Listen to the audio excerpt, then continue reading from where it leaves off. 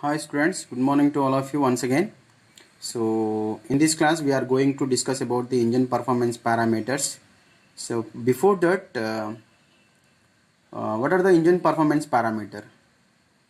So the parameters which are used, what are the engine performance parameters means the parameters which are used to measure the performance of the engine are called the engine performance parameters. Means once again listen, the parameters which are used to measure the performance of the engine are called engine performance parameters. Basically we have three types of engine performance parameters. They are power, efficiency and specific fuel consumption. So these are the three types. Basically we have three types of engine performance parameters. So based on these three performance engine will run. Okay, so these are the basic performance parameters of the engine. See here, parameters. Basically we have three types: power, efficiency, specific fuel consumption. So in power again we have three types: indicated power, that is indicated denoted by IP, brake power, that is indicated by BP, and frictional power, that is indicated by FP. So 1, 2, 3. And in efficiency again we have three types: indicated thermal efficiency, brake thermal efficiency, mechanical efficiency. And coming to the third one, specific fuel consumptions. In specific fuel consumption again we have two types. So indicated specific fuel consumption, brake specific fuel consumption. So let us see one by one about what is indicated power, what is brake power, what is frictional power, what is indicated thermal efficiency, what is brake thermal efficiency, what is mechanical efficiency, what is indicated specific fuel consumption, what is brake specific fuel consumption. So let us see one by one. The first one is what? First one is brake indicated power. First one is indicated power. So here indicated power, it is denoted by IP. So how can we define indicated power? Means the power produced inside the engine cylinder. Whatever the power we are producing inside the engine cylinder during the compression stroke, that is called indicated power. Once again listen, the power inside the engine cylinder during the compression stroke is called indicated power. What is indicated power? Define indicated power. This is very important for 2 marks. So the whatever the power we are developing inside the engine cylinder during the compression stroke, that is called indicated power. It is denoted by IP. So mathematically we can write it as IP is equal to kpm ln. kpm ln. So kp p suffix m ln ln by divided by 60 in kilowatt, where k is equal to what? Number of cylinders.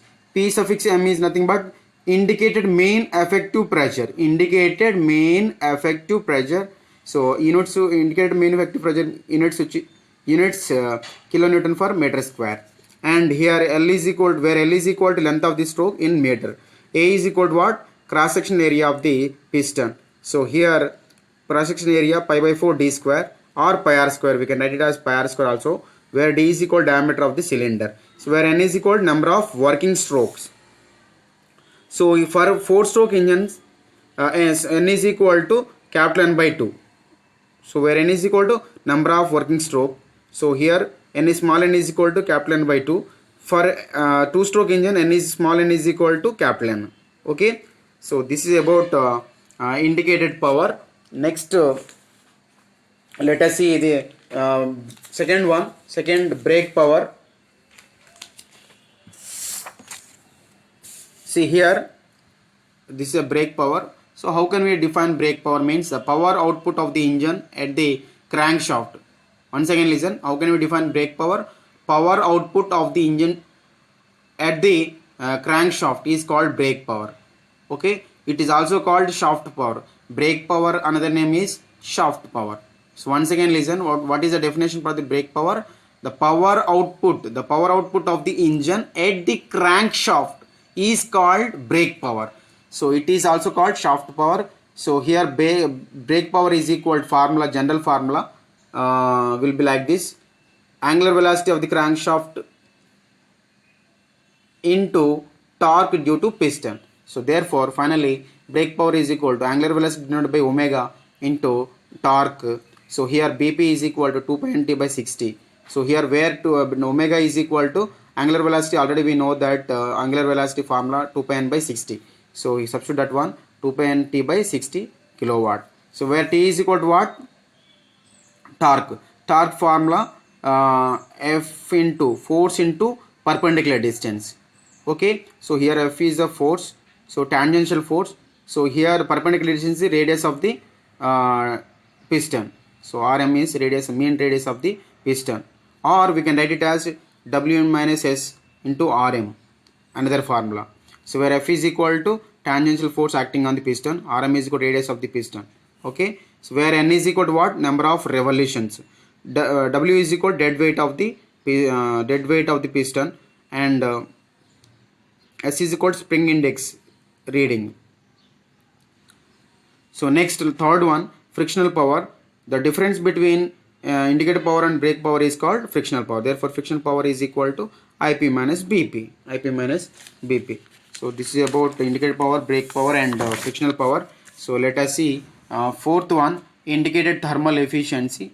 So how can we define indicated thermal efficiency? Means it is the ratio of indicated power to fuel. It is the ratio of indicated power to fuel. So here formula will be like this: indicated thermal efficiency is equal to, it is a ratio of indicated power to fuel power. Indicated power to fuel power means, so here fuel power is equal to mass of fuel per minute into calorific value of that fuel. So finally we can write it as indicated thermal efficiency. Indicated thermal efficiency is equal to indicated power divided by fuel power. So where fuel power is equal to mass of fuel per minute into calorific value of that fuel. So here mass of fuel is mf per minute. So we can convert it into per second by 60 divided by 60. So mf divided 60 into calorific value. So finally indicated thermal efficiency is equal to, so bring this 60 to the numerator.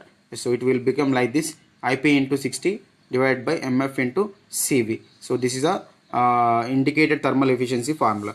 Brake thermal efficiency, it is a ratio of brake power to fuel power.